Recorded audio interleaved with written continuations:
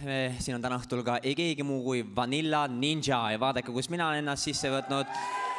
Siin minu kõrval on Lenna, on Piret, on Katrin ja olen mina, võib öelda täiskoosseis. Üle pika aja taas koos. Esimene avalik esinemine. Piret, kas on pinge peal ka? Mis tunded sind hetkel valdavad? Väga pingelised tunded. On jah, aga Lenna, kuidas sul on? Said võtta enda kätte korraks? Rahulik, oi, mõnus. Saad ka nautida. Ega midagi ei ole teha, see on ju parim. See on väga hea jäätis, muide. Te vahepeal mõtlesid, et lõpetate bändi tegemise ära, aga jäätis ma ütles, et ma peaks olema pululoll, kui ma selle ära lõpetan.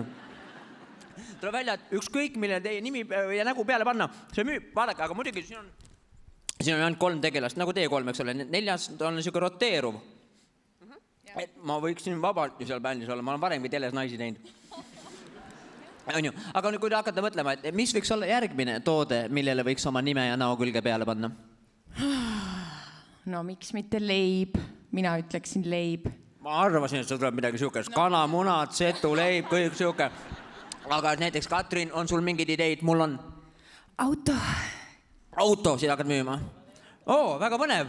Aga mõtlen, et teile kogu aeg vaatajad, ütleme fännid, teie fännid, need kasvavad ju koos teiega. Näiteks ütleme, et üks hetk saavad nemad vanemaks, neil on lapsed, Vanilla Ninja lasteaed, Lenna rühm, Katrin rühm, Pireti rühm ja 4. rühm. See sobiks ju väga hästi. Väga hästi, Tõnis, sul on nii head mõtted. Ma paneks küll oma lapsed sinna. See on väga suured fännid. Või näiteks inimesed võtsid praegu pensioni raha välja, see tuleb ära võtta nende käest ju kähku.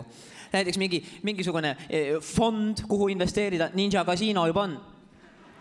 Jaa, see on ka väga hea mõte. See on ka teie oma, jah? Ei. Ei ole või? Kuidas te olete selle asja käest ära lasknud niimoodi?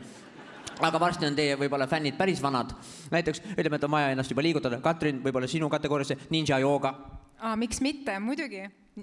Või näiteks, kui juba fännid on päris vanad, siis tuleb hakata mõtlema nagu tervise peale, rohud. Te võib-olla ei tea, mulle võib-olla tundub, kui ma olen teie repertuaari vaatanud, siis mulle tundub, et te olete selle peale juba ammu mõelnud. Et näiteks südamerohtu võite rahulikult anda välja. Teil on ju isegi loo pealkirjad olemas. Südameroht, tough enough. Cool vibes, natuke see leebem variant. Siis on südameroht näiteks don't go too fast. Või südameroht danger zone.